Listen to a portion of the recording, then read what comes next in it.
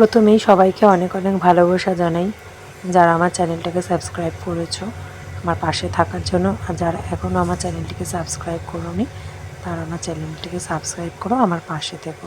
তো আমি রেডি হয়ে গেছি, এখানে ব্যাগটা হয়ে গেছে বিশাল ভারী, যেটা আমার তুলতে গিয়ে দম বেরিয়ে গেছিলো। তো আমি বেরিয়ে পড়ছি, রেডি হয়ে গেছি, ঘড়িতে বাজে প্রায় 8টা।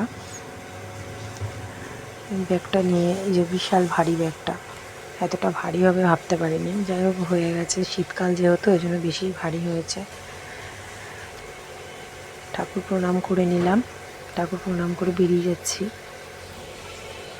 চলে এসেছি হাওড়া স্টেশনে মেয়েকে নিয়ে।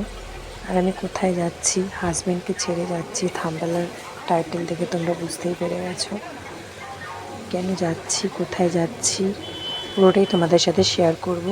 তোমরা আমার পরপর ভিডিওগুলো দেখতে থাকো, তাহলে তোমরা আপডেটটা পেয়ে যাবে যে আমি কোথায় যাচ্ছি আর কেন আমার হাজব্যান্ডকে ছেড়ে যেতে হলো, সবটাই তোমাদের সাথে শেয়ার করব।